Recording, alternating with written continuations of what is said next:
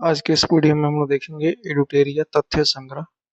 इसमें सबसे पहले हम लोग आधुनिक बिहार के इतिहास को देखते हैं।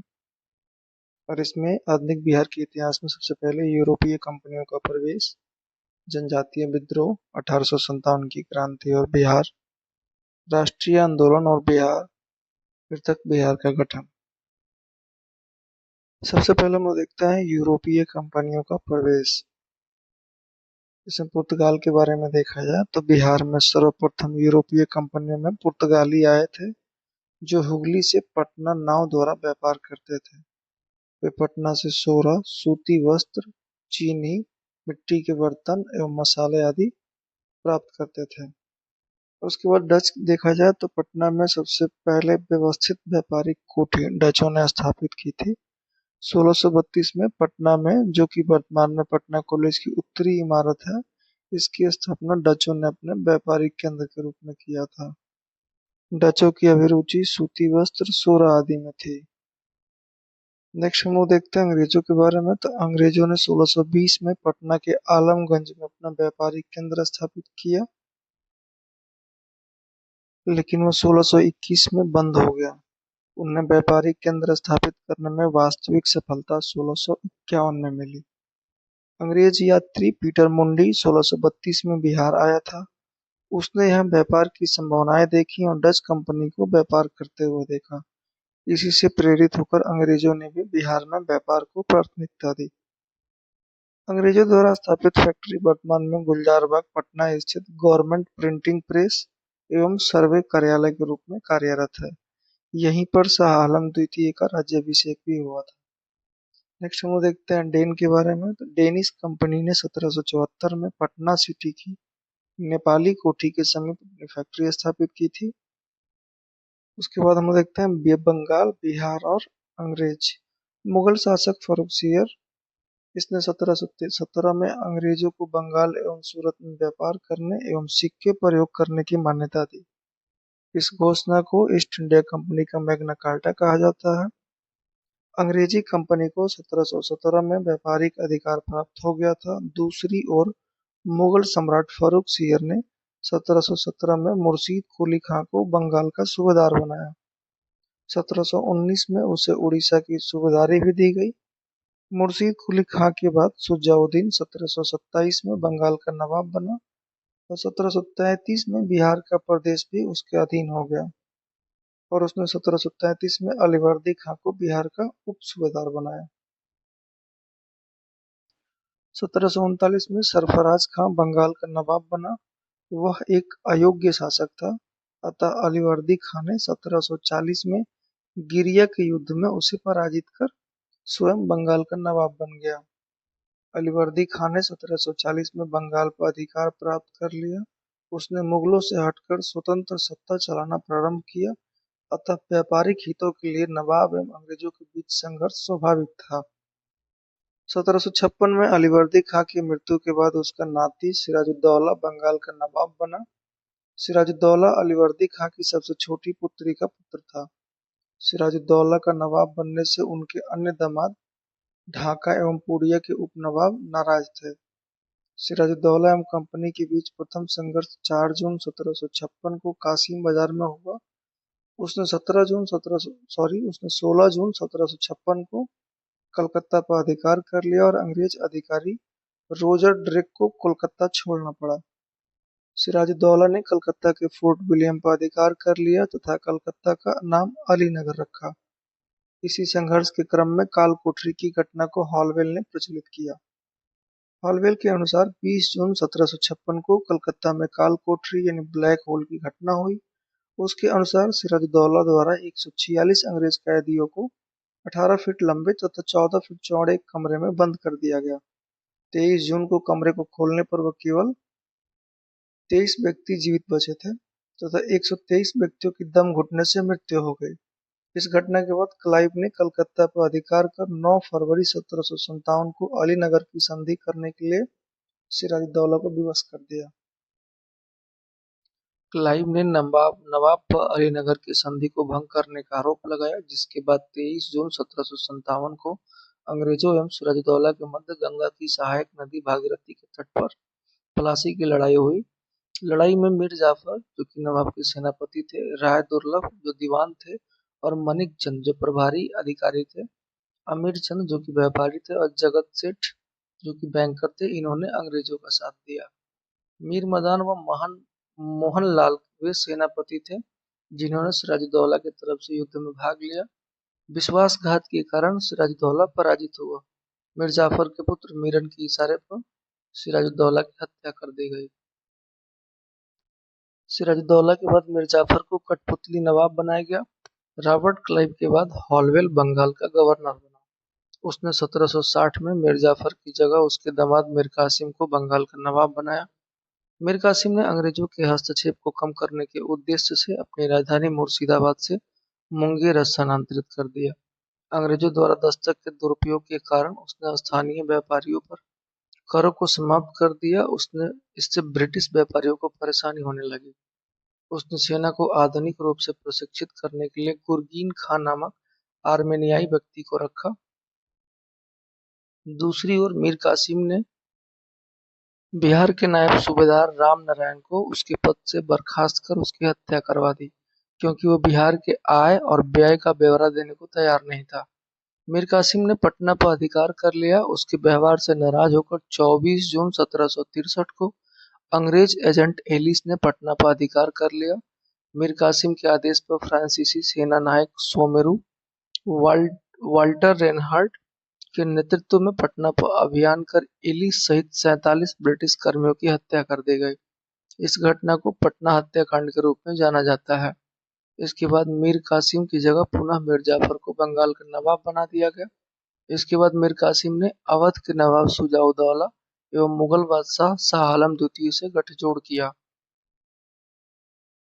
तीनों की संयुक्त सेना एवं अंग्रेजों जो कि हेक्टर मुनरो के नेतृत्व में चल रही थी, उसके बीच 22 अक्टूबर 1764 को बक्सर का युद्ध हुआ। इस युद्ध में संयुक्त सेना की हार हुई और इस युद्ध के समय बंगाल का नवाब मीर जाफर था, जिसका यह दूसरा कार्यकाल था। 12 अगस्त 1765 को इलाहाबाद की संधि के तहत मुगल सम्राट शाह आलम द्वितीय को 26 लाख रुपए वार्षिक पेंशन के बदले ईस्ट इंडिया कंपनी को बिहार, बंगाल और उड़ीसा की दीवानी का अधिकार देना पड़ा। बदले में मुगलों को अवध का कड़ा एवं इलाहाबाद का क्षेत्र अवध से प्राप्त हुआ। क्लाइव द्वारा 1765 में बंगाल में द्वैत शासन की स्थापना की गई। इसके तहत प्रशासनिक उत्तरदायित्व नवाब को सौंप दिया गया तथा सैन्य कर वसूली का अधिकार अंग्रेजों ने अपने पास रख लिया। द्वैत शासन के परिणाम स्वरूप 1770 में बंगाल बिहार के क्षेत्र में भीषण अकाल पड़ा। पटना, भागलपुर, दरभंगा, पूर्णिया में अकाल का प्रकोप भयंकर था। 1772 में बंगाल के गवर्नर वारन हेस्टिंग्स द्वारा द्वैत शासन को समाप्त कर दिया गया तथा नवाब पद का अंत कर दिया गया। बंगाल का अंतिम नवाब मुबारक उद दौला था। 1765 में दीवानी अधिकार प्राप्त होने के बाद रॉबर्ट क्लाइव ने बिहार में राजस्व वसूली के लिए राजा सिताब राय को नायब दीवान नियुक्त किया और बंगाल के लिए मोहम्मद रजा खान तथा उड़ीसा में राय दुर्लभ को नियुक्त किया। 1770 में एक लगान परिषद यानी रेवेन्यू काउंसिल ऑफ पटना का गठन किया गया, जिसके अध्यक्ष जेम्स अलेक्जेंडर थे। लगान वसूली का काम अब परिषद को मिल गया था। सिताब राय के पास प्रशासनिक कार्य रह गया।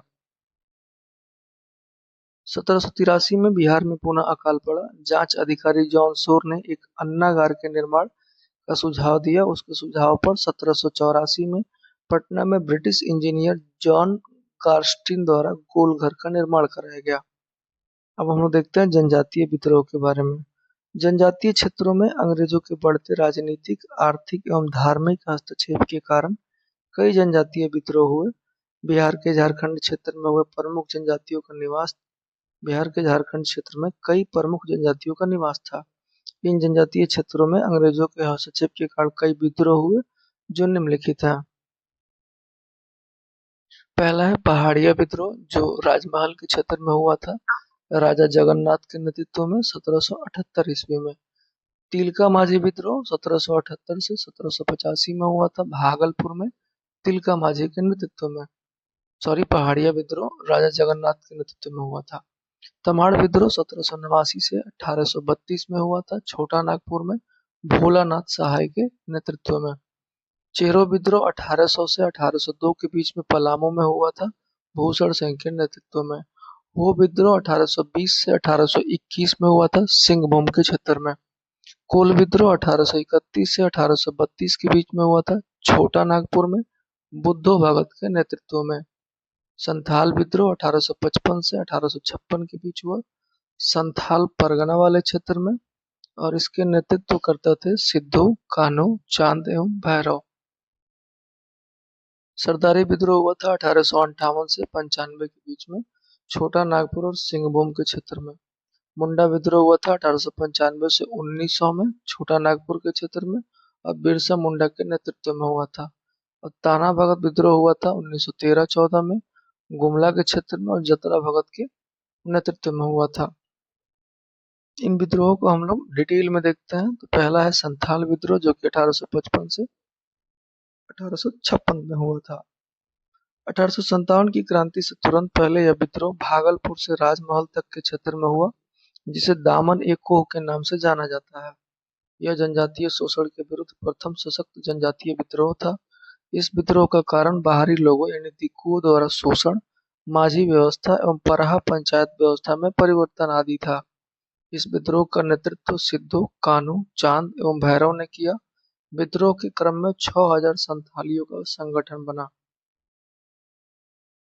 अंग्रेजों की ओर से विद्रोह को दबाने आए कमांडर मेजर बारो की हत्या संथालियों ने कर दी। कैप्टन अलेक्जेंडर तथा लेफ्टिनेंट थॉमसन के नेतृत्व में आई अंग्रेजी सेना ने विद्रोह का दमन कर दिया।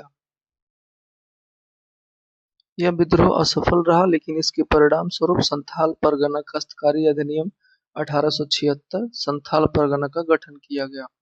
पराहा पंचायत एवं माझी व्यवस्था को भी मान्यता दी गई। मुंडा विद्रोह 1895 से 1900 के बीच हुआ। यह जनजातीय विद्रोह में सबसे सशक्त जनजातीय विद्रोह था। विद्रोह की व्यापकता के कारण इसे उलगुलान विद्रोह के रूप में भी जाना जाता है। इस विद्रोह का कारण दिकुओं द्वारा शोषण, खुटकट्टी व्यवस्था में परिवर्तन था। खुटकट्टी व्यवस्था भूमि पर सामूहिक स्वामित्व की व्यवस्था थी। अंग्रेजों द्वारा इस सामूहिक व्यवस्था को समाप्त कर जमींदारी व्यवस्था लागू कर दी गई थी। इस विद्रोह का नेतृत्व बिरसा मुंडा ने किया था। उन्होंने ईसाई धर्म त्याग कर गुरु आनंद पांडे से वैष्णव धर्म की दीक्षा प्राप्त की। उन्होंने स्वयं को सिंह मोंगा के अवतार यानी धरती आबा के रूप में स्थापित किया। उन्होंने आचरण शुद्धता, आत्म सुधार और एकेश्वरवाद का उपदेश दिया। इस विद्रोह का प्रारंभ सामाजिक धार्मिक सुधार के रूप में हुआ, जो बाद में राजनीतिक सुधार के रूप में परिवर्तित हो गया। स्वतंत्र मुंडा राज्य की स्थापना के लिए बिरसा मुंडा के नेतृत्व में अंग्रेजों के विरुद्ध सबसे सशक्त विद्रोह वर्ष 1899 में देखने को मिला, जब कई स्थानों पर अंग्रेजों को हराया गया। 3 फरवरी 1900 को बिरसा मुंडा को गिरफ्तार कर लिया गया और 9 जून 1900 को हैजा के कारण उनकी मृत्यु हो गई। उनकी मृत्यु के पश्चात विद्रोह समाप्त हो गया।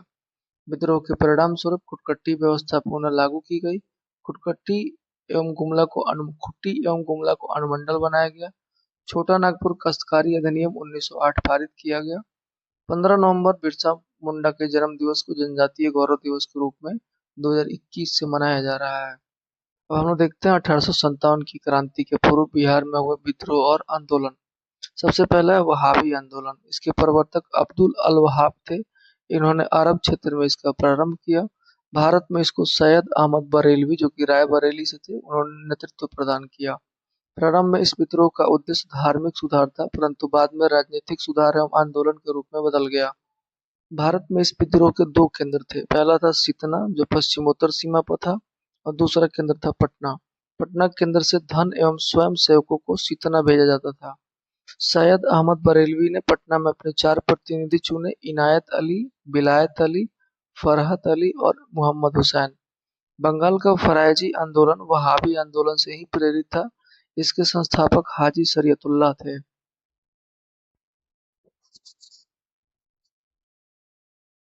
वहाबी आंदोलन के दमन के लिए 1863 में अम्बाला तथा 1865 में पटना अभियान चलाया गया। वहाबी नेताओं को कारावास तथा मृत्युदंड की सजा दी गई। अंततः आंदोलन को दबा दिया गया। अब हम देखते हैं नोनिया विद्रोह के बारे में, जो 1770 से 1800 के बीच में रहा।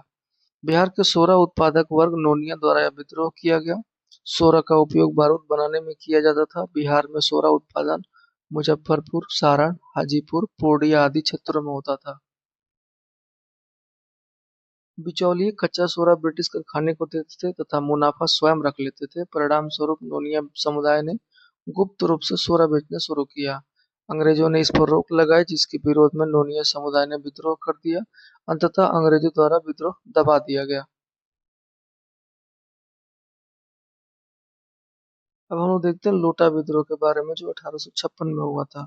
यह विद्रोह मुजफ्फरपुर के जेल में कैदियों द्वारा किया गया था। जेल के कैदियों को पहले पीतल का लोटा दिया जाता था, बाद में सरकार ने मिट्टी का लोटा देने का निर्णय लिया। कैदियों ने इसका कड़ा विरोध किया और 1856 में विद्रोह कर दिया। परिणाम स्वरूप अंग्रेजी सरकार को पुनः कैदियों को पीतल का लोटा देना पड़ा। अब हम देखते हैं 1857 की क्रांति और बिहार। ब्रिटिश शासन के विरुद्ध भारत में हुए क्रांतियों में 1857 की क्रांति को प्रथम स्वतंत्रता संघर्ष की संज्ञा दी जाती है।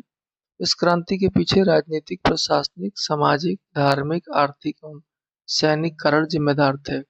तत्कालिक कारण के रूप में चर्बीदार कारतूस के प्रयोग की घटना उत्तरदायी थी। चर्बीदार कारतूस के प्रयोग का प्रथम विरोध बैरकपुर छावनी की 34वीं नेटिव इन्फेंट्री के सिपाही मंगल पांडे ने 29 मार्च 1857 को किया। उन्होंने सार्जेंट ह्यूसन और लेफ्टिनेंट बाग को गोली मारी तथा तलवार से गंभीर रूप से घायल कर दिया। 8 अप्रैल 1857 को मंगल पांडे को फांसी की सजा दी गई। 1857 की क्रांति का वास्तविक उद्भव 10 मई 1857 को मेरठ से माना जाता है, जहां मेरठ छावनी के सैनिकों ने अपने साथियों को जेल से छुड़ाते हुए दिल्ली की ओर प्रस्थान किया। दिल्ली में सैनिकों ने मुगल बादशाह बहादुर शाह द्वितीय को अपना नेता घोषित करते हुए विद्रोह की शुरुआत कर दी। बिहार में विद्रोह की शुरुआत। बिहार में 1857 की क्रांति की शुरुआत 12 जून 1857 को देवघर जिले झारखंड के रोहिणी गांव में 32वीं इन्फेंट्री रेजिमेंट के सैनिकों के विद्रोह से हुआ। इस विद्रोह में लेफ्टिनेंट नॉर्मन लेस्ली एवं सर्जन डॉक्टर ग्रांट मारे गए। रोहिणी के विद्रोह को मेजर मैकडोनाल्ड द्वारा दबा दिया गया। विद्रोही सैनिकों को फांसी दी गई तथा रेजिमेंट को बंद कर दिया गया। पटना में विद्रोह का नेतृत्व 3 जुलाई को पटना सिटी के पुस्तक विक्रेता पीर अली ने किया। विद्रोह में अफीम एजेंट डॉक्टर आर लायल मारा गया। पीर अली ने दीन बोलो दीन का नारा दिया। पटना के कमिश्नर विलियम टेलर ने विद्रोह को दबा दिया और पीर अली सहित 17 व्यक्तियों को फांसी दे दी गई।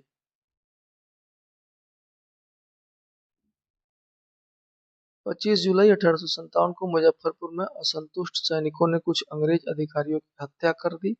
उसी दिन दानापुर में 3 रेजिमेंट के सैनिकों ने भी विद्रोह कर दिया।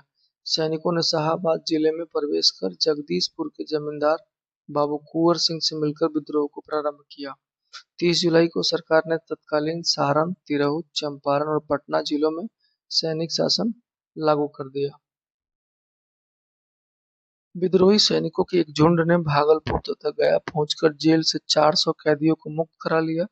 उन्होंने टिकारी राज पर हमला कर 10,000 रुपए लूट लिए।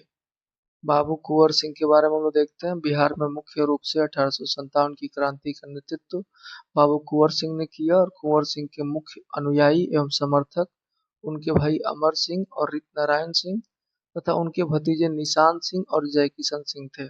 साथ ही शाहाबाद के 4 जमींदार नरहर सिंह, जोहन सिंह, ठाकुर दयाल सिंह और विश्वेश्वर सिंह भी समर्थन उनको दे रहे थे। उन्हें कमिश्नर टेलर संदेह की दृष्टि से देखता था।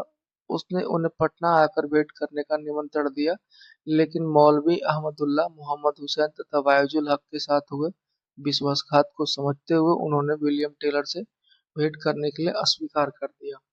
बाबू कुंवर सिंह ने दानापुर छावनी के सैनिकों के सहयोग से 4,000 सैनिकों की सेना तैयार की।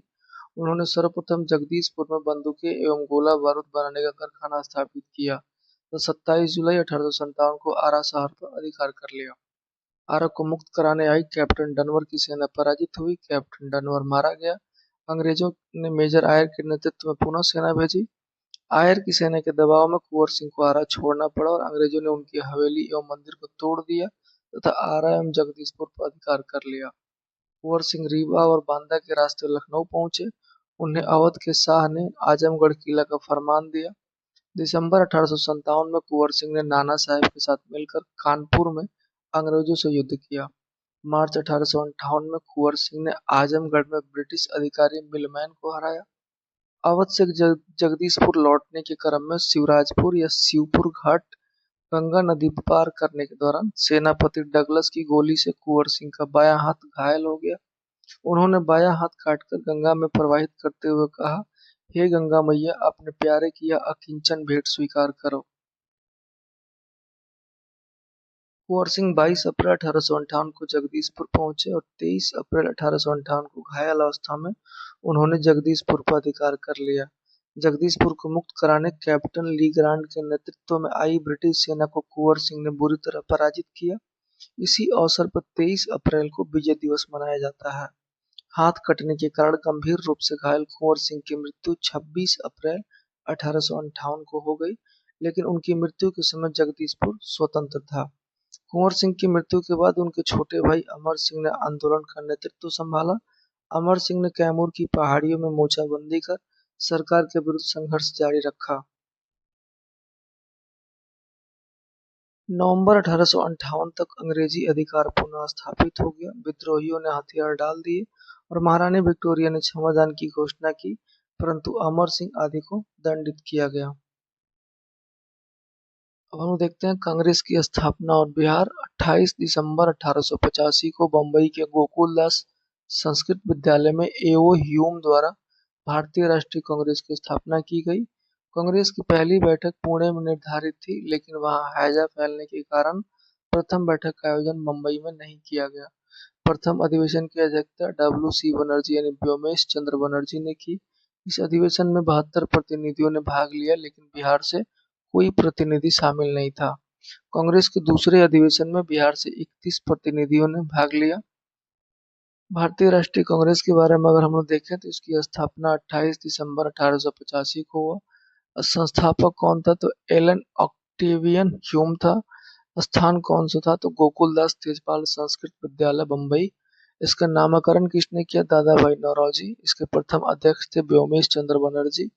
प्रथम सचिव कौन था, तो एओ ह्यूम यानी एलन ऑक्टेवियन ह्यूम।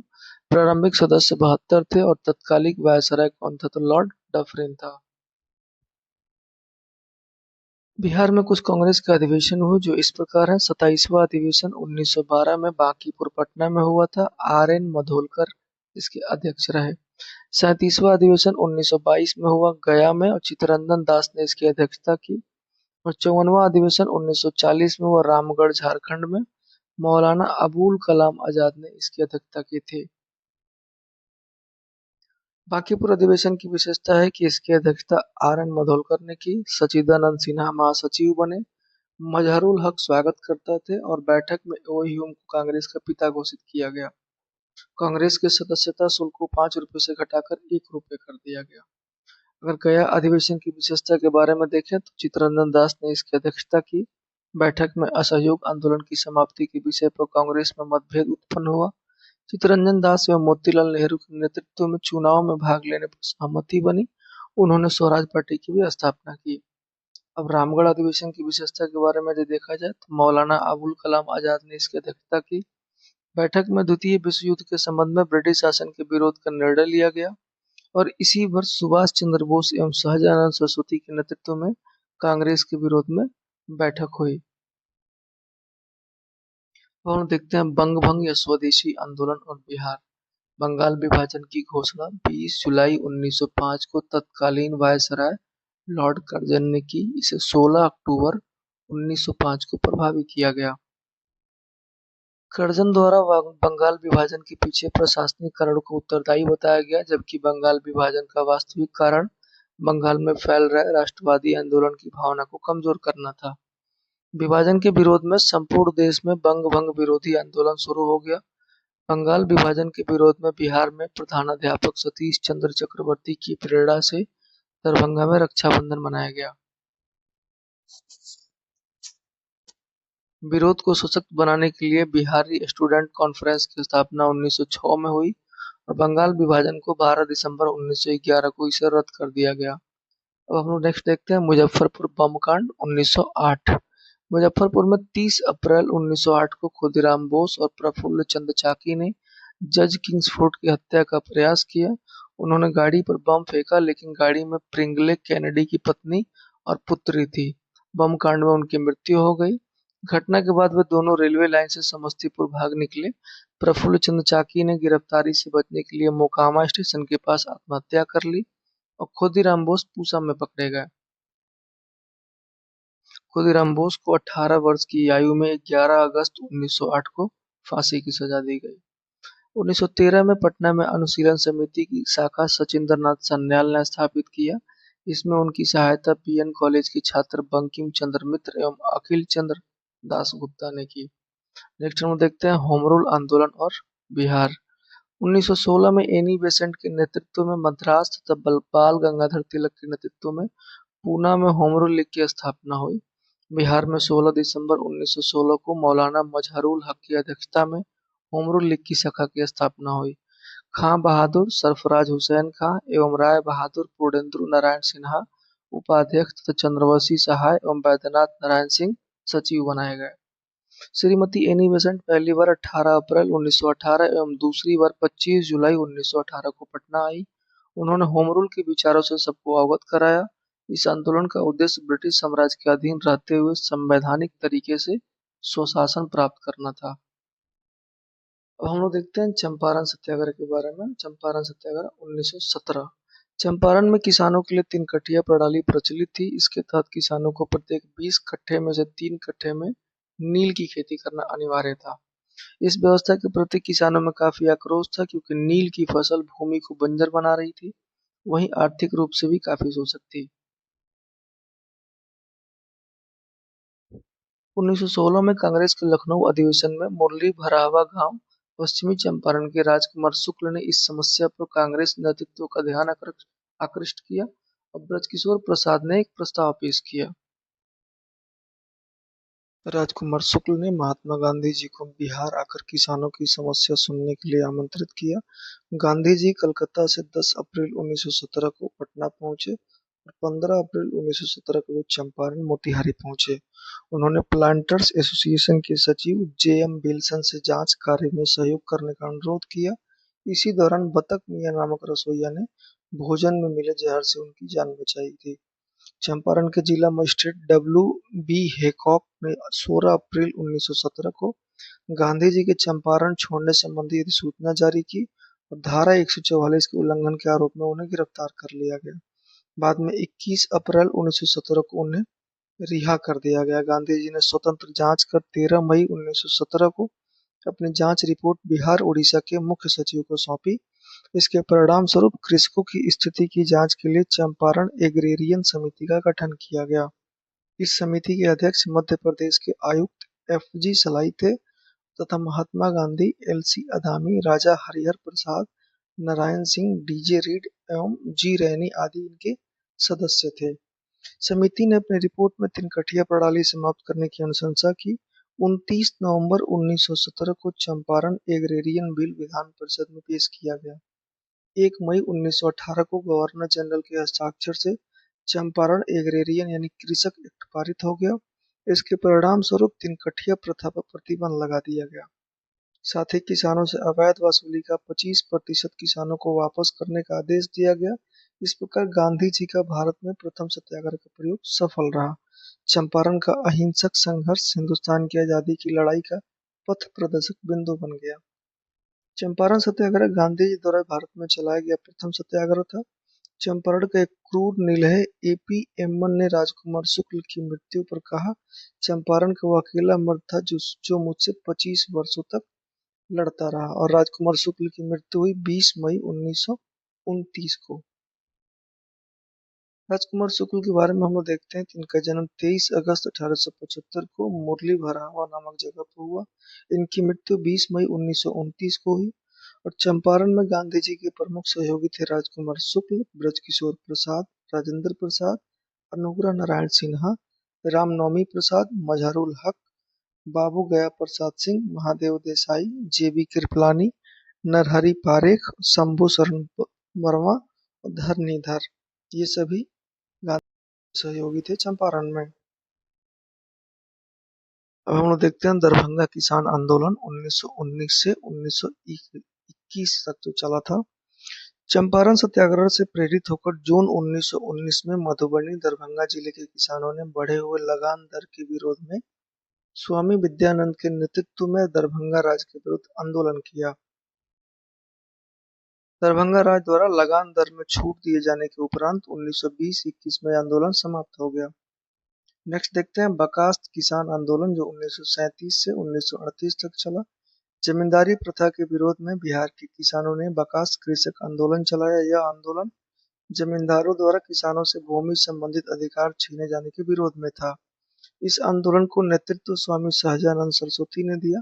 इस आंदोलन के क्रम में गया में यदुनंदन शर्मा, दरभंगा एवं सारण में यमुना कार्यई तथा अन्नवारी में राहुल सांकृत्यायन ने अपना महत्वपूर्ण योगदान दिया। नेक्स्ट हम देखते हैं किसान सभा के बारे में। बिहार में किसान सभा का प्रथम प्रयास 1922-23 में मुंगेर में शाह मोहम्मद जुबैर की अध्यक्षता में किसान सभा का गठन हुआ। श्री कृष्ण सिंह इसके उपाध्यक्ष तथा सिद्धेश्वर चौधरी एवं नंद किशोर सिंह सचिव थे। 1928 में स्वामी सहजानंद सरस्वती ने बिहटा पटना में औपचारिक किसान सभा की स्थापना की और नवंबर 1929 में सोनपुर मेले में स्वामी सहजानंद सरस्वती की अध्यक्षता में विधिवत प्रांतीय किसान सभा की स्थापना की गई। इसके सचिव श्री कृष्ण सिंह थे। बिहार किसान आंदोलन में कार्यानंद शर्मा, राहुल सांकृत्यायन, पंचानंद शर्मा, यदुनंदन शर्मा आदि नेता शामिल थे। बिहार प्रांतीय किसान सभा का दूसरा अधिवेशन पुरुषोत्तम दास टंडन की अध्यक्षता में 1934 में हुआ। तीसरा अधिवेशन स्वामी सहजानंद सरस्वती की अध्यक्षता में 1935 में हाजीपुर में हुआ। नवंबर 1936 में कार्यानंद शर्मा के नेतृत्व में मुंगेर के बढ़िया ताल में बिहार प्रांतीय किसान सभा ने जमींदारी उत्पीड़न के विरुद्ध संघर्ष किया। 11 अप्रैल 1936 को लखनऊ में स्वामी सहजानंद की अध्यक्षता में अखिल भारतीय किसान सभा का गठन हुआ। इसके सचिव एन.जी. रंगा थे। किसान सभा का मुख्य उद्देश्य किसानों की समस्या को राष्ट्रीय स्तर पर लाना तथा उसका समाधान कराना था। कुछ प्रमुख किसान नेता हैं और उनका कार्य क्षेत्र है। यदुनंदन शर्मा का कार्य क्षेत्र गया था। यमुना कार्यई का कार्य क्षेत्र दरभंगा और सारण था। राहुल सांकृत्यायन का कार्य क्षेत्र अन्नवारी, अंबारी जो कि सिवान में था, और कार्यानंद शर्मा का कार्य क्षेत्र मुंगेर के बढ़िया ताल में था। अब हम लोग देखते हैं सहजानंद सरस्वती की कुछ प्रमुख रचनाएं, जैसे हुंकार, किसान क्या करे, किसान कैसे लड़ते हैं, झारखंड के किसान, किसान सभा के संस्मरण, खेत मजदूर, क्रांति और संयुक्त मोर्चा, गीता हृदय, जमींदारों का खात्मा कैसे हो, किसानों को फंसाने की तैयारियां, मेरा जीवन संघर्ष, कर्म कलाप, ये सभी सहजानंद सरस्वती की कुछ प्रमुख रचनाएं हैं। अब हम देखते हैं खिलाफत आंदोलन और बिहार। प्रथम विश्व युद्ध के पश्चात मित्र राष्ट्रों द्वारा तुर्की के खलीफा के साथ अपमानजनक शर्तों के विरोध में खिलाफत आंदोलन शुरू हुआ। राष्ट्रीय स्तर पर इस आंदोलन का नेतृत्व मोहम्मद अली और शौकत अली ने प्रारंभ किया। फिर बाद में गांधी जी ने भी मुसलमानों का सहयोग राष्ट्रीय आंदोलन में प्राप्त करने के उद्देश्य से इसको नेतृत्व प्रदान किया। नवंबर 1919 में पटना में हसन इमाम की अध्यक्षता में एक सभा आयोजित हुई, जिसमें शांति समारोह के बहिष्कार का आह्वान किया गया। 19 मार्च 1920 को बिहार के सभी मुसलमानों ने हड़ताल किया। 1920 में खिलाफत आंदोलन असहयोग आंदोलन के साथ साथ संचालित होता रहा, लेकिन तुर्की में मुस्तफा कमाल पाशा द्वारा 1924 में खलीफा पद को समाप्त करने के कारण खिलाफत आंदोलन स्वतः निष्प्रभावी हो गया। अब हम लोग देखते हैं असहयोग आंदोलन और बिहार। सितंबर 1920 में लाला लाजपत राय की अध्यक्षता में कलकत्ता के विशेष अधिवेशन में गांधी जी के असहयोग आंदोलन के प्रस्ताव को स्वीकार किया गया। कांग्रेस के नागपुर अधिवेशन 1920 में चित्तरंजन दास द्वारा असहयोग का प्रस्ताव प्रस्तावित किया गया। सी विजय राघवाचार्य की अध्यक्षता में इसे पूर्ण स्वीकृति दी गई। बिहार में इससे पूर्व बिहार प्रांतीय सम्मेलन के 12वें अधिवेशन भागलपुर में राजेंद्र प्रसाद की अध्यक्षता में असहयोग पर बल दिया गया। नवंबर 1920 में शाहाबाद में नशाबंदी आंदोलन शुरू किया गया। असहयोग आंदोलन के क्रम में राजेंद्र प्रसाद, मजहरुल हक, ब्रजकिशोर प्रसाद, मोहम्मद शफी दाऊदी आदि नेताओं ने विधायिका के चुनाव से नाम वापस ले लिया। राजेंद्र प्रसाद ने वकालत का पेशा छोड़ दिया। उनके भाई राय साहब महेंद्र प्रसाद ने राय साहब की उपाधि लौटा दी और मजिस्ट्रेट पद से इस्तीफा दे दिया। असहयोग आंदोलन के समय शिक्षा के वैकल्पिक साधन उपलब्ध कराने के लिए राष्ट्रीय महाविद्यालय की स्थापना की गई। इसके प्राचार्य राजेंद्र प्रसाद बने। राष्ट्रीय महाविद्यालय के प्रांगण में बिहार विद्यापीठ का उद्घाटन 6 फरवरी 1921 को गांधी जी द्वारा किया गया। मजहरुल हक इसके कुलाधिपति और ब्रजकिशोर प्रसाद कुलपति बने।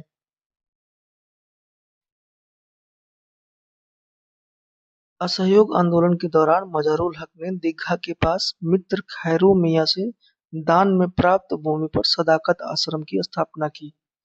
30 सितंबर 1921 को मजहरुल हक ने सदाकत आश्रम से दी मदरलैंड नामक एक अखबार निकालना प्रारंभ किया, जिसने राष्ट्रीय भावना का प्रचार प्रसार किया।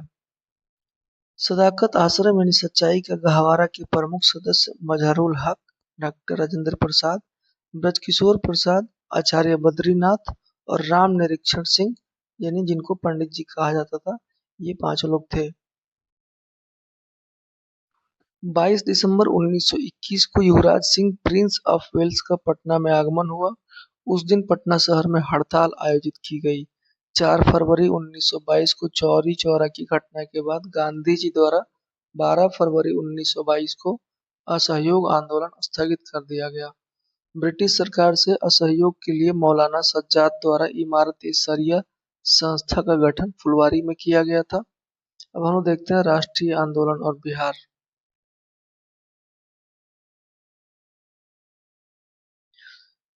इसमें सबसे पहला है स्वराज पार्टी और बिहार। तो कांग्रेस का 37वां अधिवेशन 1922 बिहार के गया में हुआ।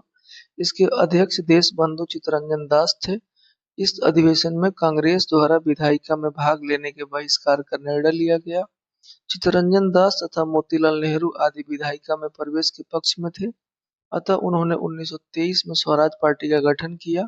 स्वराज पार्टी का मुख्य उद्देश्य विधायिका में प्रवेश कर ब्रिटिश नीतियों का विरोध करना था। बिहार में फरवरी 1923 में स्वराज पार्टी का गठन श्री कृष्ण सिंह ने किया था। बिहार में स्वराज पार्टी के प्रथम अध्यक्ष श्री नारायण प्रसाद एवं सचिव अब्दुल बारी थे। नेक्स्ट है साइमन कमीशन और बिहार। साइमन कमीशन में एक भी भारतीय सदस्य नहीं होने के कारण भारत में इसके आगमन पर विरोध का निर्णय लिया गया। 1928 में साइमन कमीशन का भारत में आगमन हुआ। यह आयोग भारत में मोंटेग्यू चेम्सफोर्ड सुधारों, जो कि 1919 में आया था, उसकी जांच के उद्देश्य के लिए था। राष्ट्रीय स्तर पर लाला लाजपत राय के नेतृत्व में विरोध प्रदर्शन किया गया। बिहार में साइमन कमीशन 12 दिसंबर 1928 को पटना आया। अनुग्रह नारायण सिंह के नेतृत्व में बिहार के नौजवानों ने विरोध प्रदर्शन किया। नेक्स्ट है बिहार सोशलिस्ट पार्टी। 1931 में गंगा शरण सिन्हा, रामानंद मिश्रा, रामवृक्ष बेनीपुरी आदि ने बिहार सोशलिस्ट पार्टी नामक संगठन स्थापित किया। बिहार सोशलिस्ट की स्थापना का श्रेय मुख्य रूप से जयप्रकाश नारायण एवं फूलेना प्रसाद वर्मा को दिया जाता है। 1934 में पटना के अंजुमन इस्लामिया हॉल में बिहार सोशलिस्ट पार्टी की औपचारिक स्थापना हुई। इसके अध्यक्ष आचार्य श्री नरेंद्र दे और सचिव जयप्रकाश नारायण थे। इसके अन्य सदस्यों में रामवृक्ष बेनीपुरी, गंगा शरण सिन्हा, अब्दुल बारी, योगेंद्र शुक्ल आदि थे। इस संगठन का मुख्य योगदान समाजवादी विचारों को बढ़ाने एवं किसान मजदूरों को संगठित करने में रहा। नेक्स्ट हम लोग देखते हैं सविनय अवज्ञा आंदोलन और बिहार। कांग्रेस के लाहौर अधिवेशन 1929 में पूर्ण स्वराज के साथ सविनय अवज्ञा आंदोलन का प्रस्ताव पारित हुआ।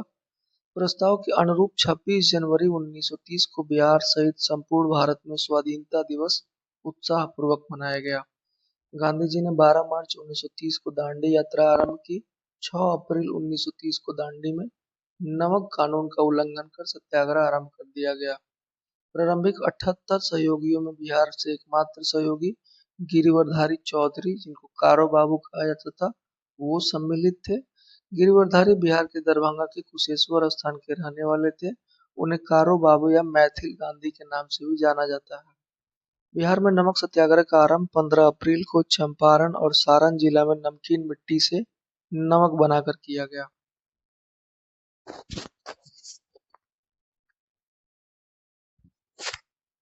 सविनय अवज्ञा आंदोलन के दौरान बिहार में विदेशी वस्त्रों एवं शराब की दुकानों का विरोध किया गया। मई 1930 में स्वदेशी लीग की स्थापना हुई, जिसके अध्यक्ष सर अली इमाम थे। इस आंदोलन के दौरान छपरा जेल के कैदियों ने विदेशी वस्त्रों का बहिष्कार किया और नंगी हड़ताल शुरू की। सविनय अवज्ञा आंदोलन के दौरान बिहार में चौकीदारी कर बंद करने के लिए आंदोलन चलाया गया। सारण, चंपारण, शाहाबाद, पूर्णिया, मुंगेर, पटना आदि में चौकीदारी कर बंद कर दिया गया। 30 जून 1930 को कांग्रेस को अवैध संगठन घोषित कर दिया गया। 5 जुलाई को राजेंद्र प्रसाद को गिरफ्तार कर 6 माह कैद की सजा सुनाई गई। 26 जनवरी 1931 को रघुनाथ ब्रह्मचारी के नेतृत्व में बेगूसराय में जुलूस निकाला गया और डीएसपी वसीर अहमद ने भीड़ पर गोली चलाई, जिसमें 6 लोग शहीद हो गए। इस घटना को बेगूसराय गोलीकांड के नाम से जाना जाता है। शहीद लोगों में चंद्रशेखर सिंह, रामचंद्र सिंह, छट्टू सिंह एवं बनारसी सिंह प्रमुख थे। अब हम देखते हैं नखास पिंड यात्रा या नखास पिंड चलो के बारे में। दांडी यात्रा की तर्ज पर बिहार के पटना में 16 अप्रैल 1930 को नखास पिंड यात्रा का आयोजन किया गया। यह पटना सिटी के मंगल तालाब के पास था और यात्रा का नेतृत्व अंबिका कांत सिंह ने किया। अंग्रेजों ने बर्बरतापूर्वक लाठी चार्ज कर यात्रा को रोक दिया। नेक्स्ट देखते हैं तारापुर नरसंहार या तारापुर गोलीकांड। भगत सिंह एवं इनके साथियों के फांसी के विरोध में मुंगेर के तारापुर में 15 फरवरी 1932 को स्वतंत्रता सेनानियों ने तारापुर थाना पर राष्ट्रीय ध्वज फहराने की कोशिश की। अंग्रेजों के 75 राउंड फायरिंग के बाद 34 भारतीय मारे गए, लेकिन केवल 13 मृतकों की पहचान हो पाई। इस घटना को तारापुर नरसंहार के रूप में जाना जाता है। नेक्स्ट हम देखते हैं हिंदुस्तान रिपब्लिकन एसोसिएशन यानी HRA के क्रांतिकारी सदस्य योगेंद्र शुक्ल के भतीजे बैकुंठ शुक्ल, जो कि वैशाली से थे। इन्होंने क्रांतिकारी घटनाओं में भाग लिया और फणींद्र घोष, जो बिहार के एक क्रांतिकारी था, लाहौर षड्यंत्र में सरकारी गवाह बन गया। भगत सिंह और उनके साथी को फांसी हो गई। बैकुंठ शुक्ल ने बेतिया में रह रहे फणींद्र घोष की हत्या कर इसका बदला लिया और 14 अप्रैल 1934 को बैकुंठ शुक्ल को फांसी दे दी गई। गिरफ्तारी के बाद राजेंद्र प्रसाद ने भागलपुर के दीपनारायण सिंह को अपना उत्तराधिकारी मनोनीत किया। गांधी जी द्वारा आंदोलन को स्थगित करने तक बिहार में आंदोलन काफी सक्रिय रहा। नेक्स्ट देखते हैं बिहार विधानसभा चुनाव 1937। जनवरी 1937 में बिहार विधानसभा हेतु चुनाव हुए। चुनाव में 152 स्थानों में 107 पर कांग्रेस ने चुनाव लड़ा और 98 स्थानों पर विजयी हुई। कांग्रेस को बिहार में पूर्ण बहुमत मिला। विधान परिषद में भी कांग्रेस को बहुमत मिल गया। तत्कालीन राज्यपाल MG हैलेट ने कांग्रेस विधायक दल के नेता श्री कृष्ण सिंह को सरकार बनाने का निमंत्रण दिया। राज्यपाल द्वारा वैधानिक कार्यों में हस्तक्षेप नहीं करने के आश्वासन नहीं देने पर श्री कृष्ण सिंह ने सरकार बनाने से इनकार कर दिया। इसके उपरांत राज्यपाल ने दूसरी बड़ी पार्टी इंडिपेंडेंट पार्टी के नेता मोहम्मद यूनुस को सरकार बनाने के लिए आमंत्रित किया और मोहम्मद यूनुस के नेतृत्व में बिहार में पहला अंतरिम मंत्रिमंडल 1 अप्रैल 1937 को गठित हुआ।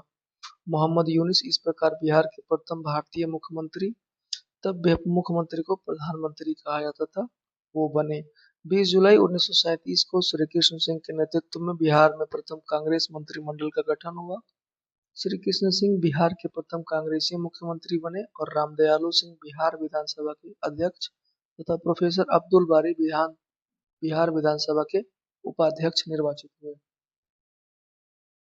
15 फरवरी 1938 को राजनीतिक कैदियों को छोड़ने के विषय पर बिहार कांग्रेस की सरकार ने त्यागपत्र दे दिया, लेकिन अंग्रेजों द्वारा 19 मार्च 1938 तक कैदियों को छोड़े जाने के कारण पुनः सरकार ने अपना कार्य संभाल लिया। 1939 में द्वितीय विश्व युद्ध में कांग्रेस की सहमति के विरुद्ध भारत को शामिल करने के मुद्दे पर बिहार कांग्रेस मंत्रिमंडल ने 31 अक्टूबर 1939 को त्याग पत्र देकर विधानसभा भंग कर दी। नेक्स्ट देखते हैं व्यक्तिगत सत्याग्रह और बिहार। महात्मा गांधी के नेतृत्व में अगस्त प्रस्ताव के विरुद्ध शांतिपूर्ण आंदोलन के रूप में व्यक्तिगत सत्याग्रह 1940 में प्रारंभ किया गया। इसका उद्देश्य ब्रिटिश औपनिवेशिक शासन का विरोध करना तथा भारतीय जनता को जागरूक करना था। प्रथम सत्याग्रही के रूप में आचार्य विनोबा भावे को चुना गया। दूसरे सत्याग्रही जवाहरलाल नेहरू तथा तीसरे सत्याग्रही ब्रह्मदत्त थे। बिहार में पहले सत्याग्रही के रूप में श्री कृष्ण सिंह को चुना गया। उनके बाद अनुग्रह नारायण सिंह ने व्यक्तिगत सत्याग्रह का नेतृत्व किया। गया में गौरीशंकर सिंह तथा शिलाओं में श्याम नारायण सिंह ने व्यक्तिगत सत्याग्रह किया था। नेक्स्ट हम देखते हैं भारत छोड़ो आंदोलन और बिहार। क्रिप्स मिशन की असफलता के बाद राष्ट्रीय स्तर पर 8 अगस्त 1942 को कांग्रेस द्वारा भारत छोड़ो आंदोलन प्रारंभ किया गया। गांधी जी ने करो और मरो का नारा दिया। 9 अगस्त को कांग्रेस के प्रमुख नेताओं को गिरफ्तार कर लिया गया। बिहार में राजेंद्र प्रसाद को गिरफ्तार कर बांकीपुर जेल भेज दिया गया। बलदेव सहाय ने अंग्रेजों द्वारा कांग्रेस के प्रमुख नेताओं की गिरफ्तारी के विरोध में महाधिवक्ता पद से इस्तीफा दे दिया। 11 अगस्त 1942 को बिहार के विद्यार्थियों ने सचिवालय भवन के सामने जुलूस के साथ मुख्य इमारत पर झंडा फहराने का प्रयास किया। पटना के तत्कालीन जिलाधिकारी W. G. आर्चर के आदेश पर पुलिस ने गोलियां चलाईं, जिसमें 7 छात्र गोलीकांड में शहीद हो गए और अनेक छात्र गंभीर रूप से घायल हुए। उमाकांत सिन्हा, रामानंद सिंह, सतीश प्रसाद झा, राजेंद्र सिंह, रामगोविंद सिंह, देवीपत चौधरी एवं जगपति कुमार इस गोलीकांड में शहीद हुए थे। स्वतंत्रता प्राप्ति के बाद सचिवालय के सामने 7 शहीद स्मारक स्थापित किया गया। इसका शिलान्यास बिहार के प्रथम राज्यपाल जयराम दास दौलत राम ने किया, जबकि औपचारिक अनावरण देश के प्रथम राष्ट्रपति डॉक्टर राजेंद्र प्रसाद ने 1956 में किया।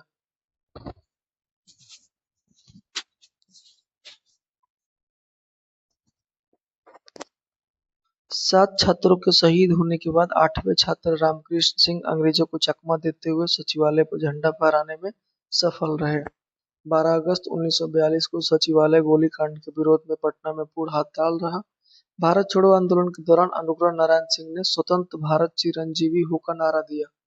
भारत छोड़ो आंदोलन के दौरान नेपाल में आजाद दस्ता का अखिल भारतीय केंद्र संगठित हुआ। इसका गठन सरकार के विरुद्ध तोड़फोड़ की कार्रवाई, संचार साधनों को नष्ट करने आदि के उद्देश्य से किया गया। आजाद दस्ता के संस्थापक जयप्रकाश नारायण थे। उन्हें गिरफ्तार कर हजारीबाग जेल में रखा गया था। 9 नवंबर 1942 को दीपावली की रात में 5 साथियों रामानंद मिश्र, सूरज नारायण सिंह, योगेंद्र शुक्ल, गुलाबी सोनार और शालिग्राम सिंह के साथ मिलकर जेल की दीवार फांद कर भाग निकले और आजाद दस्ता का गठन किया। सातों शहीदों के बारे में अगर हम लोग देखें तो उमाकांत सिन्हा, जो कि नरेंद्रपुर सारण से थे, ये राम मनोहर राय सेकेंडरी स्कूल कक्षा 9 के छात्र थे। रामानंद सिंह शहादत नगर पटना से थे और यह भी राम मोहन राय सेकेंडरी स्कूल कक्षा 9 के छात्र थे। सतीश प्रसाद झा खरहरा भागलपुर से थे और पटना कॉलेजिएट कक्षा 10 के छात्र थे। राजेंद्र सिंह बनवारी चक सारण से थे और पटना हाई स्कूल कक्षा 9 के छात्र थे। रामगोविंद सिंह दशरथा पटना से थे, पुनपुन हाई स्कूल कक्षा 9 के छात्र थे। देवीपत चौधरी सिलहट जमालपुर से थे और मिलर हाई स्कूल में कक्षा 9 के छात्र थे। और जगपति कुमार खराटी गया से थे और BN कॉलेज में स्नातक के दूसरे वर्ष में थे। नेपाल में आजाद दस्ता का प्रशिक्षण शिविर राजविलास जंगल में गठित हुआ। इसमें बिहार के युवाओं को छापामार युद्ध एवं आग्नेय शास्त्र को चलाने की शिक्षा दी गई। इसके निदेशक सरदार नित्यानंद सिंह थे। आजाद दस्ता में जयप्रकाश नारायण के साथ राम मनोहर लोहिया, अरुणा आसफ अली, सूरज नारायण सिंह, योगेंद्र शुक्ल, रामानंद मिश्र और अच्युत पटवर्धन आदि समाजवादी नेता शामिल थे। आजाद दस्ता के रेडियो प्रचार का दायित्व तो राम मनोहर लोहिया पर था। 1943 के मध्य तक सभी प्रमुख नेताओं को गिरफ्तार कर लिया गया, अतः आजाद दस्ता का प्रयास शिथिल पड़ गया। भारत छोड़ो आंदोलन के दौरान बिहार के छात्रों ने ट्रेन पर कब्जा कर स्वराज ट्रेन नाम से इसे चलाया। सिवान में थाने पर राष्ट्रीय झंडा फहराने की कोशिश में फुलेना प्रसाद श्रीवास्तव पुलिस की गोलियों के शिकार हो गए। मुजफ्फरपुर में जुब्बा साहनी के नेतृत्व में 16 अगस्त 1942 को मीनापुर थाना पर हमला कर थाना प्रभारी वालर की हत्या कर दी गई और ब्रिटिश दमन के दौरान सभी को बचाने के लिए उन्होंने कहा कि वालर को मैंने मारा है। उन्हें 11 मार्च 1944 को फांसी दे दी गई। भारत छोड़ो के दौरान क्रांतिकारी सियाराम सिंह के नेतृत्व में सियाराम दल का गठन किया गया। इसका उद्देश्य अस्त्र शस्त्र धन एकत्रित करना था तथा नौजवानों को अस्त्र शस्त्र चलाने का प्रशिक्षण देना था। बाद में उन्होंने उत्तरी भागलपुर में राष्ट्रीय सरकार की स्थापना की। सुल्तानपुर में कांग्रेस के सदस्यों ने समानांतर सरकार की स्थापना कर दी। 1942 में कटिहार के शहीद चौक पर 13 वर्षीय ध्रुव कुंडू की शहादत के बाद क्रांतिकारियों ने अंग्रेजी सरकार से लोहा लेने के लिए ध्रुव दल का गठन किया था।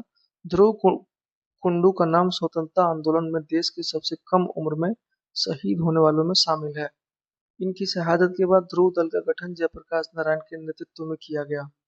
भारत छोड़ो आंदोलन में बिहार का मुख्य केंद्र गांधी मैदान था। गांधी जी की मृत्यु के बाद उन्हें श्रद्धांजलि देते हुए 1948 में इसका नाम पटना लॉज की जगह गांधी मैदान रखा गया था। अब हम देखते हैं आनंद मोहन सहाय के बारे में।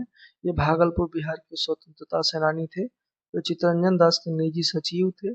उन्होंने अपने जीवन के 25 वर्ष भारत से बाहर ब्रिटिश विरोधी कार्य में बिताया। उन्होंने आजाद हिंद फौज सरकार के गठन में सुभाष चंद्र बोस की सहायता की। वे इस सरकार में सचिव एवं पब्लिक रिलेशन मंत्री थे। अब हम लोग देखते हैं सीलभद्र याजी के बारे में। ये बिहार के पटना बख्तियारपुर के सीलभद्र याजी फॉरवर्ड ब्लॉक के सदस्य थे। नेताजी से संपर्क होने के कारण उन पर द्वितीय विश्व युद्ध के दौरान मुकदमा चलाया गया तथा उन्हें 6 माह के कारावास की सजा दी गई। इनकी पुस्तक है the forward bloc and its stand. इनकी पत्रिका है झनकार, हंसिया हथौड़ा, जमशेदपुर लेबर टाइम्स। भारत छोड़ो आंदोलन में बिहार में 15,000 से अधिक व्यक्ति बंदी बनाए गए और 8,783 को सजा हुई। 134 शहीद हुए और 362 व्यक्ति घायल हो गए। 11 सितंबर 1942 को हाउस ऑफ कॉमन्स में ब्रिटिश राजनीतिज्ञ एमरी ने कहा था, बिहार में उपद्रव विशेष रूप से उग्र है और यह प्रांत एक महत्वपूर्ण क्षेत्र है। नेक्स्ट देखते हैं पृथक पृथक बिहार राज्य का गठन। पृथक बिहार राज्य के गठन का श्रेय सच्चिदानंद सिन्हा को जाता है। उन्होंने महेश नारायण, श्री कृष्ण सहाय एवं नंद किशोर लाल के साथ मिलकर 1894 में पटना से बिहार टाइम्स या बिहारी समाचार पत्र निकालना प्रारंभ किया था। बिहार टाइम्स के मुख्य संपादक महेश नारायण थे। इस समाचार पत्र ने पृथक बिहार राज्य के गठन में महत्वपूर्ण भूमिका निभाई। 1906 में सच्चिदानंद सिन्हा और महेश नारायण के द्वारा पृथक बिहार के समर्थन में एक पुस्तिका प्रस्तुत की गई। 1906 में डॉक्टर राजेंद्र प्रसाद के नेतृत्व में पटना में बिहारी छात्र सम्मेलन का आयोजन किया गया। 1908 में मोहम्मद फखरुद्दीन के नेतृत्व में बिहार प्रादेशिक सम्मेलन का आयोजन पटना में हुआ। इस अधिवेशन में पृथक बिहार की मांग किया गया। 1908 में सरफराज हुसैन खां की अध्यक्षता में बिहार में एक सभा का आयोजन हुआ, जिसमें बिहार प्रदेश कांग्रेस कमेटी के गठन का निर्णय लिया गया। बिहार प्रदेश कांग्रेस कमेटी के प्रथम अध्यक्ष अली हसन इमाम बनाए गए। बिहार प्रादेशिक सम्मेलन का प्रथम अधिवेशन 1908 को पटना में हुआ। इसमें पृथक बिहार के निर्माण की मांग को सर्वसम्मति से पारित किया गया। इसका दूसरा अधिवेशन 1909 में भागलपुर में हुआ। इसमें पुनः पृथक बिहार की मांग दोहराई गई। 1911 में केंद्रीय विधान परिषद में सच्चिदानंद सिन्हा और मोहम्मद अली ने बंगाल एवं बिहार के विभाजन का प्रस्ताव पेश किया। 12 दिसंबर 1911 को दिल्ली में आयोजित शाही दरबार में बिहार और उड़ीसा के क्षेत्रों को बंगाल से पृथक एक नए प्रांत के रूप में गठन की घोषणा कर दी गई। नेक्स्ट देखते हैं हम लोग आधुनिक बिहार से जुड़े अन्य तथ्य। 1937 में मोहम्मद अली जिन्ना ने बिहार का भ्रमण कर मुस्लिम लीग का प्रचार प्रसार किया। 1938 में अब्दुल कयूम अंसारी ने मोमिन कांग्रेस की स्थापना की। उन्होंने कांग्रेस के प्रति स्वामी भक्त रहते हुए बिहार में मुस्लिम लीग के प्रभाव को कम करने का प्रयास किया। 1938 में आदिवासी महासभा का गठन हुआ। इसके अध्यक्ष थियोडोर सोरेन थे और कालांतर में इसके प्रभावशाली नेता राम जयपाल सिंह हुए। आशा सहाय 1943 में सुभाष चंद्र बोस की आजाद हिंद फौज में शामिल हुई और 1946 में जापान से स्वदेश लौटकर उन्होंने महिलाओं को हथियार चलाने का प्रशिक्षण दिया। गोविंदपुर गांव के नरसिंह गोप की पत्नी श्रीमती जिरियावती देवी ने 16 अंग्रेज सिपाहियों को गोली मार दी थी। राष्ट्रीय आंदोलन के प्रसार में बिहार के साहित्य का भी योगदान रहा। डॉक्टर राजेंद्र प्रसाद ने चंपारण में महात्मा गांधी एवं खादी का अर्थशास्त्र पुस्तकों की रचना की। पंडित जगन्नाथ प्रसाद चतुर्वेदी ने भारत की वर्तमान दशा तथा स्वदेशी आंदोलन पुस्तक की रचना की। राजा साहब ने गांधी टोपी की रचना की। 1906 में श्री कृष्ण सिंह और श्री तेजेश्वर प्रसाद ने बिहार स्टूडेंट कॉन्फ्रेंस की स्थापना की। राजेंद्र प्रसाद ने छात्रों के साथ मिलकर कलकत्ता में सर्वेंट्स ऑफ इंडिया सोसाइटी की स्थापना की। 1916 में तत्कालीन शिक्षा सदस्य सर शंकरन नायर ने केंद्रीय विधान परिषद में पटना विश्वविद्यालय विधेयक प्रस्तुत किया था। पंडित तोताराम की रचना फिजी द्वीप में मेरे 21 वर्ष, इसके माध्यम से भारत में आंदोलन को प्रेरित करने का प्रयास किया गया। पटना युवक संघ की स्थापना 1927 में मणिंद्र राय ने की थी। एक तरफ आंदोलन दिया हो गया है, एक तरफ महिलाओं का योगदान दिया गया है। असहयोग आंदोलन जो कि 1920 से 1922 तक रहा। सरला देवी विद्यार्थियों को सरकारी स्कूल कॉलेज छोड़ने का आह्वान किया। सावित्री देवी ने प्रिंस ऑफ वेल्स के आगमन के दौरान आयोजित समारोह का बहिष्कार किया। नेक्स्ट हम देखते हैं सविनय अवज्ञा आंदोलन 1930 से 1934। सैलबाला राय ने संथाल क्षेत्र में महिलाओं को आंदोलन के लिए प्रेरित किया। सरस्वती देवी जो कि हजारीबाग जिला कांग्रेस की अध्यक्ष थी एवं साधना देवी को 6 माह की सजा हुई। श्रीमती हसन इमाम के नेतृत्व में विदेशी वस्तुओं की दुकान के बाहर सत्याग्रह का आयोजन 3,000 से अधिक महिलाओं ने शिरकत की। साधना देवी ने संथाल क्षेत्र में महिला सत्याग्रहियों का नेतृत्व किया। चंद्रावती देवी ने चौकीदारी करके विरोध के दौरान गिरफ्तारी थी और 30 मार्च 1931 को भगत सिंह की फांसी के विरोध में आम सभा का नेतृत्व श्रीमती कुसुम कुमारी देवी ने किया और कहा कि नौजवानों तुम पीछे क्यों हो, बिस्मिल भगत सिंह और खुदीराम की तरह अपने को कुर्बान करने के लिए आगे क्यों नहीं बढ़ते। भगत सिंह की चिता की आग कभी ठंडी नहीं हुई है। 26 जनवरी 1933 को स्वतंत्रता दिवस मनाने के विरुद्ध राजवंशी देवी जो राजेंद्र प्रसाद की पत्नी थी एवं चंद्रावती देवी को 15 माह का कारावास का दंड मिला।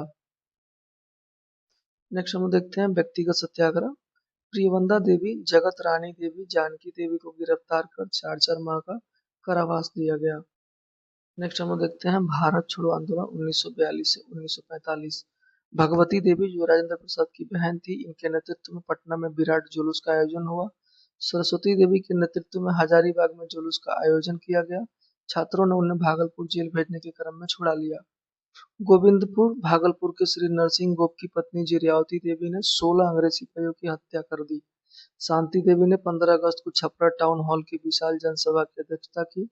सुनीति देवी एवं राधिका देवी ने वैशाली में पुरुष वेश में मीलों साइकिल यात्रा कर आंदोलन का प्रचार प्रसार किया। प्रभावती देवी ने महिला चरखा समिति की स्थापना की। नेक्स्ट हम देखते हैं बिहार में विदेशी यात्री। सबसे पहले मेगास्थनीज लगभग 304 से 299 ईस्वी पूर्व तक सेल्यूकस निकेटर के दूत के रूप में चंद्रगुप्त मौर्य के दरबार में आया था। उसने इंडिका की रचना की और उसने पटना को पालीप्रोथा कहा है। नेक्स्ट देखते हैं डायमेकस के बारे में। तो सीरिया के राजा एंटियोकस ने बिंदुसार के दरबार में राजदूत के रूप में आया। इसे मेगास्थनीज का उत्तराधिकारी माना जाता है। नेक्स्ट है फाहियान जो 399 से 414 ईस्वी तक। ये प्रथम चीनी यात्री जो बौद्ध ग्रंथों की खोज में भारत आया था। वह चंद्रगुप्त द्वितीय के समय पाटलिपुत्र आया था। उसने पाटलिपुत्र को संपन्न एवं समृद्ध बताया। उसने राजप्रसाद को देवताओं द्वारा निर्मित बताया था। नेक्स्ट देखते हैं वेलसांग के बारे में। चीनी यात्री ने हर्षवर्धन के समय भारत की यात्रा की। इसने अपना यात्रा वृत्तांत सियूकी में वर्णित किया है। इसने नालंदा महाविहार में अध्ययन किया तथा महाविहार की विशेषताओं का उल्लेख किया है। उसने पाटलिपुत्र से अधिक महत्वपूर्ण नगर कन्नौज को बताया है। नेक्स्ट देखते हैं हम लोग इत्सिंग के बारे में। चीनी यात्री यह भी था। इसने नालंदा महाविहार में 10 वर्ष अध्ययन किया। इसने विक्रमशिला महाविहार का भी वर्णन किया है। 3 वर्ष तक ताम्र लिप्ति यानी वर्तमान वर्तमान तामलुक जो पश्चिम बंगाल में वहां रहा और संस्कृत की शिक्षा ली। नेक्स्ट है अब्दुल लतीफ। यह 17वीं शताब्दी में बिहार आने वाला ईरान यात्री था। उसने आगरा से राजमहल की यात्रा कर बिहार की चर्चा की। नेक्स्ट है मुल्ला बहबहानी। ईरानी यात्री था जिसने बिहार की यात्रा की। उसने पटना नगर के सांस्कृतिक जीवन की प्रशंसा की है और इसे जन्नतुल हिंद भारत का स्वर्ग कहा है। नेक्स्ट है रॉल्फ फिंच। यह ब्रिटिश यात्री था जो 1583 से 1591 तक भारत में रहा। उसने अकबर के समय मुगल दरबार का भ्रमण किया। वह पहला ब्रिटिश यात्री था जो बिहार आया था। नेक्स्ट है पीटर मुंडी। यह भी ब्रिटिश यात्री था जो 1628 से 1634 तक भारत की यात्रा की। उसने 1632 में बिहार पटना की यात्रा की और पटना के व्यापारिक महत्व का वर्णन किया। नेक्स्ट है जॉन मार्शल। यह भी अंग्रेजी यात्री था जो एक चिकित्सक भी था। उसने 1670-71 के अकाल के दौरान बिहार की यात्रा की। नेक्स्ट है मनुची या इटली का यात्री मनुची शाहजहां के काल में भारत आया। इसने बिहार की यात्रा की और व्यापारिक महत्व का वर्णन किया। नेक्स्ट है तैवर्निय। यह फ्रांसीसी यात्री था। इसने 1665 से 66 में पटना की यात्रा की और यहाँ के व्यापारिक महत्व का वर्णन किया। नेक्स्ट हम देखते हैं बिहार में पत्र पत्रिका या समाचार पत्र। बिहार बंधु 1872 में कलकत्ता से संपादित होता था और 1874 में पटना से संपादित हुआ। सर्वहितैषी 1890 में पटना में संपादित हुआ प्रथम हिंदी दैनिक था। प्रदीप 1941 में पटना से संपादित हुआ था। अब कुछ अंग्रेजी अखबार के बारे में हम देखते हैं। द बिहार हेरोल्ड 1875 में पटना में गुरु प्रसाद सेन ने शुरू किया। इंडियन क्रॉनिकल 1881 में पटना से शुरू किया गया। बिहार टाइम्स 1894 में पटना से महेश नारायण ने शुरू किया और बिहार टाइम्स 1903 में पटना से साप्ताहिक समाचार पत्र के रूप में शुरू हुआ। द बिहारी 1906 में भागलपुर से शुरू हुआ। द सर्च लाइट 1917 में सैयद हैदर हुसैन द्वारा शुरू किया गया। 1918 में मुरली मनोहर प्रसाद द्वारा द सर्च लाइट को संपादित किया गया। द मदरलैंड 1921 में मजरुल हक द्वारा शुरू किया गया। द पटना टाइम्स 1924 में मोहम्मद यूनुस द्वारा शुरू किया गया। द इंडियन नेशन 1931 में कामेश्वर सिंह दरभंगा महाराज के द्वारा शुरू किया गया। उर्दू अखबार के बारे में अगर देखें या उर्दू पत्र पत्रिका के बारे में, तो नूरुल अनवार जो कि 1876 में शुरू हुआ था मोहम्मद हासिम के द्वारा। कुछ ऐतिहासिक घटनाक्रम अगर एक नज़र में देखें तो वो है 1000 से 600 ईसा पूर्व में आर्यों का बिहार क्षेत्र में आगमन हुआ। 563 ईसा पूर्व में गौतम बुद्ध का जन्म हुआ। 540 में महात्मा महावीर स्वामी का जन्म हुआ और 483 में गौतम बुद्ध का महापरिनिर्वाण हुआ। 468 ईस्वी पूर्व में महावीर स्वामी का निधन हो गया। 544 ईसा पूर्व में बिंबिसार द्वारा मगध का उत्थान और हर्यक वंश की स्थापना हुई। 455 ईसा पूर्व में उदयन द्वारा पाटलिपुत्र को प्रथम बार राजधानी बनाया गया और 344 ईसा पूर्व में नंद वंश की स्थापना हुई। 321 ईसा पूर्व में चंद्रगुप्त मौर्य द्वारा मौर्य वंश की स्थापना की गई। 261 ईसा पूर्व में कलिंग युद्ध हुआ। 185 ईसा पूर्व में मौर्य वंश के अंतिम शासक प्रियदर्थ की हत्या हुई और शुंग वंश की स्थापना हो गई। और 78 ईस्वी में कनिष्क द्वारा राजा बनने के अवसर पर शक संवत प्रारंभ किया गया। 320 ईस्वी में गुप्त संवत आरंभ हुआ। 635 ईस्वी में वेनसांग की बिहार यात्रा हुई। 673 में इत्सिंग की बिहार यात्रा हुई। 750 में पाल वंश की स्थापना हुई। 1198 ईस्वी में बख्तियार खिलजी का बिहार शरीफ पर विजय अभियान चला। 1225 में इल्तुतमिश का बिहार बंगाल पर अभियान हुआ। 1324-25 में गयासुद्दीन तुगलक का बिहार अभियान रहा। 1359-60 में फिरोज शाह का बिहार अभियान रहा। 1504 में सिकंदर लोदी का बिहार अभियान। 1529 में बाबर द्वारा नुहानियों पर विजय। 1532 में हुमायूं का नुहानियों पर विजय। 1534 में सूरजगढ़ की लड़ाई जिसमें शेरशाह की जीत हुई। 1539 में चौसा युद्ध में शेरशाह की जीत हुई। 1540 में कन्नौज युद्ध में शेरशाह की जीत और सूर वंश की स्थापना हुई। 1541 में शेरशाह द्वारा पटना का पुनर्निर्माण कराया गया। 1545 में सासाराम में शेरशाह के मकबरे का निर्माण हुआ। 1545 में ही कलिंजर युद्ध के दौरान शेरशाह का निधन भी हो गया। 1576 में अकबर का बिहार विजय हुआ। 1616 में मनेर में दौलत शाह के मकबरे का निर्माण हुआ। 1621 में शाहजहां परवेज बिहार का प्रांतपति बना और 1632 में पीटर मुंडे की बिहार यात्रा हुई और डचों ने व्यापारिक केंद्र की स्थापना की। 1651 में ब्रिटिश व्यापारिक केंद्र की वास्तविक स्थापना हुई। 1666 में श्री गुरु गोविंद सिंह का जन्म हुआ। 1670 में जॉन मार्शल की बिहार यात्रा हुई और 1699 ईस्वी में श्री गुरु गोविंद सिंह द्वारा खालसा पंथ की स्थापना की गई। 1713 में फर्रुखसियर का बिहार में राज्याभिषेक हुआ। 1717 में अंग्रेजी कंपनी को व्यापारिक एकाधिकार मिला। 1740 ईस्वी में अलीवर्दी खां बिहार का नवाब बना। 1756 ईस्वी में अलीवर्दी खां का निधन हुआ और सिराजुद्दौला बंगाल का नवाब बना। 1757 में प्लासी का युद्ध हुआ। 1764 में बक्सर का युद्ध हुआ। 1765 ईस्वी में इलाहाबाद की संधि हुई। 1770 ईस्वी में बिहार में भीषण अकाल पड़ा। 1784 में गोलघर का निर्माण हुआ। 1821 में बिहार में वहाबी आंदोलन प्रारंभ हुआ। 1855-56 में संथाल विद्रोह हुआ। 1856 में मुजफ्फरपुर में लोटा विद्रोह हुआ। 1857 में देवघर से बिहार में 1857 की क्रांति का प्रसार हुआ। 1865 में पटना अभियान द्वारा वहाबी आंदोलन का दमन हुआ। 1874 में बिहार में अकाल पड़ा। 1884 में राजेंद्र प्रसाद का जन्म हुआ जीरादेई सिवान में। 1899 से 1900 के बीच बिरसा आंदोलन चला। 1906 में बिहार स्टूडेंट कॉन्फ्रेंस की स्थापना हुई। 1908 में मुजफ्फरपुर बम कांड हुआ और बिहार प्रदेश कांग्रेस कमेटी का गठन हुआ। 1911 में पृथक बिहार प्रांत बनाने की घोषणा हुई। 1912 में पृथक बिहार प्रांत का गठन भी हो गया। 1913 में पटना में सचिंद्र नाथ सन्याल द्वारा अनुशीलन समिति का गठन किया गया। 1914 में ताना भगत आंदोलन हुआ। 1916 में पटना उच्च न्यायालय की स्थापना की गई और बिहार में होम रूल आंदोलन प्रारंभ हुआ। 1917 में पटना विश्वविद्यालय की स्थापना हुई। 1919 में बिहार में खिलाफत आंदोलन शुरू हुआ और स्वामी विद्यानंद के नेतृत्व में किसान आंदोलन शुरू हुआ। 1920 में बिहार में असहयोग आंदोलन शुरू हुआ। मजरुल हक द्वारा पटना में सदाकत आश्रम की स्थापना भी 1920 में की गई। 1921 में महात्मा गांधी द्वारा विद्यापीठ की स्थापना की गई। 1923 में बिहार में स्वराज दल का गठन हुआ। 1929 में प्रांतीय किसान सभा का गठन हुआ और 1930 में बिहार में नमक सत्याग्रह का गठन किया गया।